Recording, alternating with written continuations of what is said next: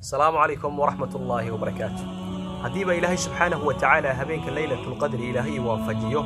دعاء كنت عيسى محان قبطا إلهي محان كبريا هبينكاس فيديو غنا إن شاء الله تعالى كل شاري دونا أجرك يا خير كسر أوبة ولا الله وشير غنا فيديو غنا لايك صار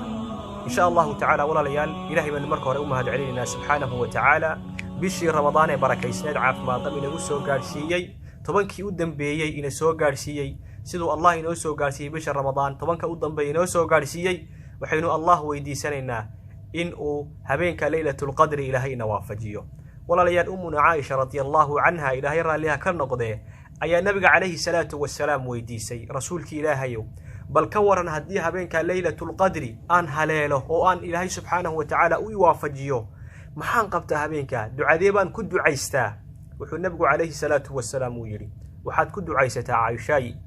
وحات رهضا اللهم إنك عفو تحب العفو فاعف عني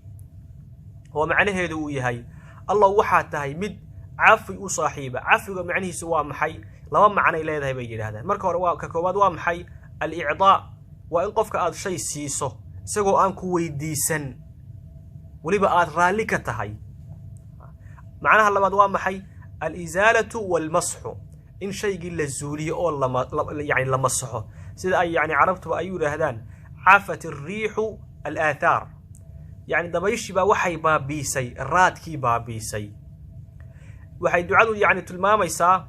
إن إلهي سبحانه وتعالى آد ويدي سنة يسو إن إلهي ذنبي أو مسحه أو بابيه شنشير أي كسو أرورتي كلمة عفو أي كسو أرورتي قرآنك أفرشير إلهي سبحانه وتعالى وحو راعيي غفور أي إلهي سبحانه وتعالى أراعيي هل مرنا وحو الله أراعيي قدير أي إلهي سبحانه وتعالى أراعيي وحي علمدو يرهدان عفو يا غفور وحا أبلغ أو حيل دير عفو أي حيل دير وأي عفو وحو تلماميا إن شيء دنبقي للزوليه ودنبقي لما الصحوه أصل كيسي يعني أصل كيسي دنبقي إلا مصحوه غفورنا waxay tilmaamaysaa bay yiraahdeen dambiga waa laga dhaafay oo ciqaab ma lihid laakiin asalkii dambiga uu jiraa oo uu qoran yahay hadaba waxa ablaq oo xeel dheer oo Ilaahay subhanahu wa ta'ala habeenka aad ku baryaysaa afwi Ilaahay subhanahu wa ta'ala inuu ku siiyo oo dambigaaga inuu masaxo aslan in Ilaahay subhanahu wa ta'ala dambigaaga uu masaxo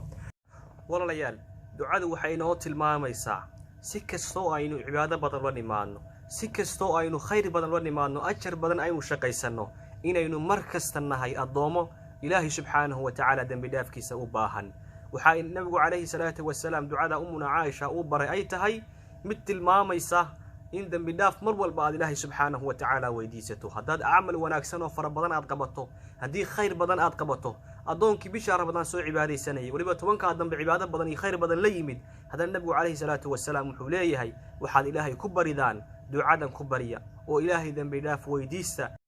Ilaahay subhanahu wa ta'ala sida uu inagu dambi dhaafo habeenka waxa iyaduna muhiim ah inaynu inaguna adoomada u saamaxno qof kasto dambi ka galay oo xumaan iyo khayr yani xumaan kugu sameeyay inaad iska saamaxdo oo qalbigaaga aad saafi ka dhigdo si Ilaahay subhanahu wa ta'ala dacwaadkaaga iyo khayrkaaga Ilaahay subhanahu wa ta'ala uu aqbalo ugu dambeyntii walaalayaal ducadu waxa weeyaan Allahumma innaka afuwun tuhibbul afwa فاعف عني رب وحات مد عفو وصاحبه ودنبيغا يعني مصح ذنوبته بابيه